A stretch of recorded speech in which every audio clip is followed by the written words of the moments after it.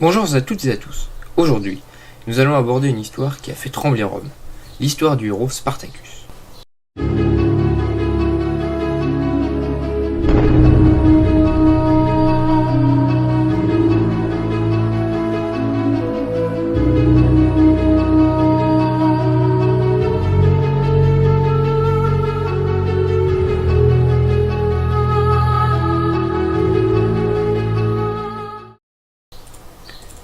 L'histoire de ce héros débute en -76. Spartacus est alors un soldat thrace, embarqué de force dans l'armée romaine après la conquête de la Grèce vers -146, qui, accompagné de 2 compagnons, décide de déserter l'armée afin d'être libre.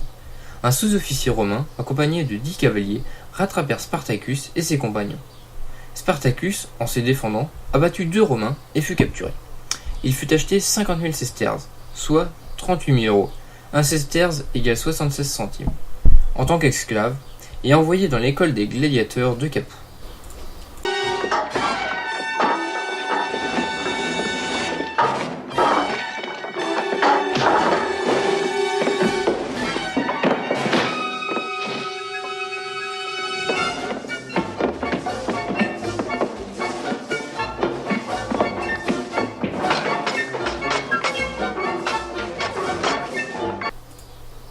Trois ans plus tard, en juin -73, il apprend qu'il devra à mort dans une arène. Moins d'une semaine après, en juillet, il déserte en compagnie de 74 esclaves gladiateurs, dont une femme, Délia, sa compagne, qui est une prophète. En moins d'1 mois, de nombreux esclaves arrivent de partout et son armée compte plus de 1000 soldats. Son camp se situe entre Rome et Capoue. En Campanie, cette armée d'insurgés est une menace directe pour Rome. Parmi les hommes de Spartacus, Marcus, un précepteur esclave, apporta une information. Le préteur, Claudius Glaber, est en route vers le camp avec une armée afin de stopper la révolte. Spartacus, en tant que chef, décide de se diriger vers le Vésuve, une montagne imprenable. En août, après de vains assauts, les Romains commencèrent un siège autour du Vésuve. Ce siège fut un succès. Rapidement, les esclaves n'ayant ni eau, ni nourriture.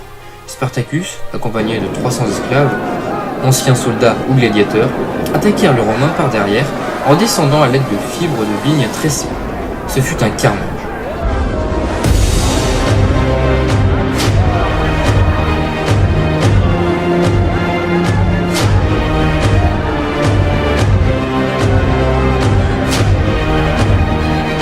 Les Romains eurent à déplorer 800 morts et 600 prisonniers. Les esclaves, quant à eux, récupèrent un beau butin, de nombreux chevaux, des glaives, des javelots, des arcs et des frondes. Au fil du temps, de plus en plus de monde arrivèrent dans l'armée de Spartacus, même des hommes libres n'ayant plus d'argent pour nourrir leur famille. Des anciens gladiateurs entraînent les futurs soldats. En septembre, 2 préteurs commandant chacun une légion arrivent détruire les rebelles. À cette annonce, Spartacus décide de regrouper ses hommes par origine. Chrysus commande les Gaulois, Dragma les Germains, Afer les Numides, Oppius les Ibères et Spartacus les Thraces. Ce dernier décide de disperser ses groupes dans les forêts afin d'être partout et nulle part, que les Romains ne puissent jamais être au repos. Dès que les Romains passent dans une forêt, c'est l'embuscade, c'est la guérilla. Les Romains enchaînent défaite sur défaite, ils perdent de plus en plus d'hommes. Leurs espions sont crucifiés par les esclaves, tandis que eux, les esclaves, ont des espions qui n'ont jamais été découverts. Lors des calendes d'octobre, pendant un déplacement des Romains, les esclaves attaquèrent les 2 armées et les détruisirent. Les Romains, pitoyables et perdants, durent fuir par la mer. En janvier -72, Spartacus divise son armée en 2. Une partie de 25 000 hommes sous le commandement de Chrysus, le chef gaulois, part envahir l'Apulie. La seconde partie de l'armée, 50 000 hommes, est sous le commandement de Spartacus qui, lui, compte franchir les Alpes.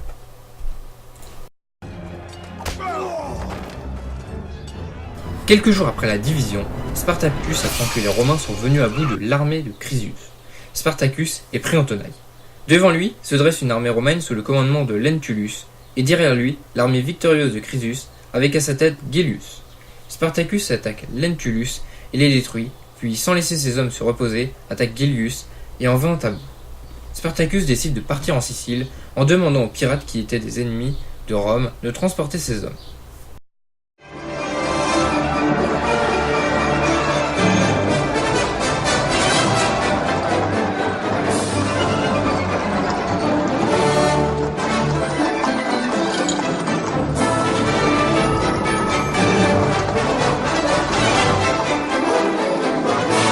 En juin 72 avant Jésus-Christ, Crassus est nommé consul par le Sénat.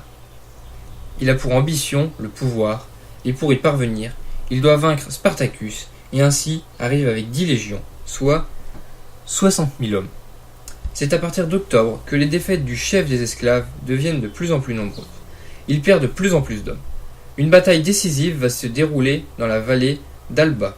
À l'issue de cette bataille, les esclaves fuient vers la presqu'île de Rhegium, ce qui va permettre à Crassus de les emprisonner. Ce dernier ordonne de construire un énorme mur entre les deux mers afin d'emprisonner les esclaves dans l'isthme de la presqu'île. Arrivés à Rhegium en novembre, les esclaves y retrouvent les pirates et s'accordent du repos avant la nuit. Seulement, les pirates fuient avant que les esclaves ne montent car 50 navires romains ont été aperçus. En janvier 71 avant Jésus-Christ, les esclaves réussirent à passer par-dessus le mur, ce qui leur redonne espoir. Les victoires et les défaites s'enchaînent des deux côtés. Les troupes romaines sont 3 fois plus nombreuses que celles des esclaves. En mars, les esclaves ont compris. Ils vont mourir. Ils décident de mener une dernière bataille. Les deux armées se font face, puis se battent. Spartacus est blessé, agonisant, et dans un commandement muet, ordonne à un de ses officiers d'écraser sa tête à l'aide d'une masse. Ainsi, les esclaves sont vaincus. Leur chef, un héros, Spartacus est mort anonyme, et les 6000 prisonniers sont crucifiés le long de la route entre Rome et Capoue. Et ainsi, Spartacus est vu comme un des ennemis les plus dangereux de Rome. You're going to try. It happens because we choose, friend. We decide our fate. Let us teach them that all who draw breath are of equal worth, and that those that seek to place heel upon the throat of liberty will fall to the cry of freedom!